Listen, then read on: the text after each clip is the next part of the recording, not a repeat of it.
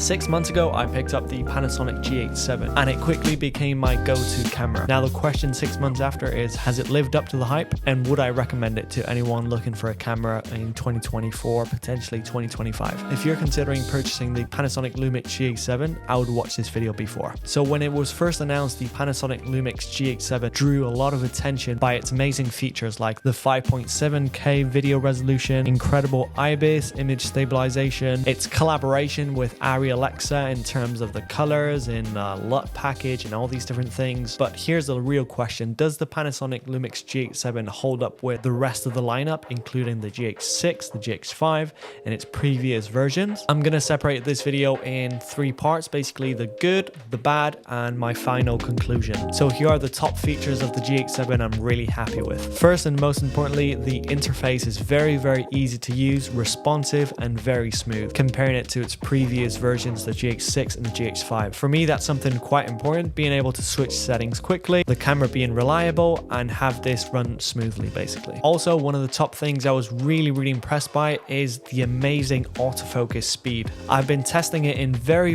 hard condition, in low light conditions, movement, and it still picks up very sharp. I would dare to say this is probably the best autofocus of any camera in 2024. Potentially 2025. In my personal opinion, it's overpassed Sony in terms of tracking faces and being able to detect them really quickly. I'm really impressed by that. Another feature worth mentioning is the build quality. I'm quite happy with it. It's not amazing, but it's definitely got a very premium feel to it. Plastic, but it's a good quality plastic. I'm gonna give you some ASMR here. Obviously, I suppose for anyone watching out there, one of their main concerns is going to be the 10-bit color. Is this really worth it? For me, absolutely. In terms of color grading and post-production, this makes a huge difference, and the Panasonic GH7 holds a lot of information. I've been doing some heavy color grading in a few instances, and I'm really happy it's got 10-bit color. Image stabilization is phenomenal. It's something that I'm already used to coming from the Panasonic GH5. The GH7 is even better. I do use some Sigma lenses, so they're not all Panasonic lenses. Still, the image stabilization, phenomenal. Okay, so those have been for me the top features of the Panasonic GH7. Now let's move into some of the negatives. First and most importantly, I was not impressed by the battery life. Considering this is the size of a DSLR camera, the battery life wasn't very impressive. Realistically, I would get 40 minutes to an hour of recording time in 4K. I've not tested it in 5.7K, but in 4K, I would get around 40 minutes to an hour. And considering this is the size of a DSLR camera, as I mentioned, I wasn't totally impressed by it. That made me go out and purchase multiple batteries, which I would usually do, but I would like to see better performance in terms of battery life moving forward. I know most of you are probably expecting to see some bad opinions in terms of low light performance, but I was surprised at how good this is. I've gone to pretty high ISOs, to 3200 and 6400, and it holds up pretty good. I mean, obviously the quality of the image comes down a little bit, but there was pretty much no noise in the image, and trust me, I've tested it a few times in low light.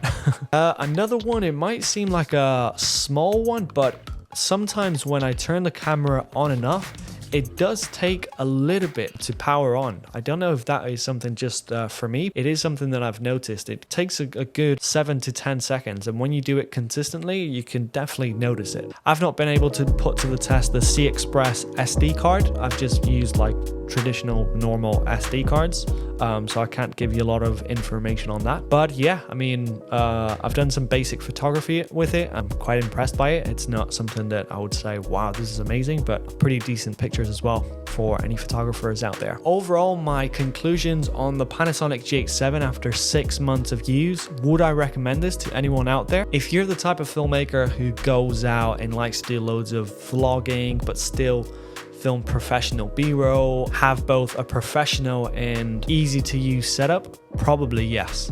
If you're looking for a purely cinema camera, I would maybe go for something else like a Black Magic camera or something along those lines, but I've tested the Vlog on this, I've tested the super slow motion, I've tested a lot of features, and I'm really impressed. As you can see, I've not really added a lot of negatives because personally I've not really found them. But yeah, I would love to hear if you've purchased the Panasonic GH7 or if you're looking to purchase the Panasonic GH7. What are your thoughts? What are your impressions? I would love to hear any community out there. I hope this video was helpful. If you're considering purchasing the Panasonic GH7, I do have a few other reviews going over my first impressions with the camera, etc. So yeah, hope you guys like this video, and I will see you Tuesday next week.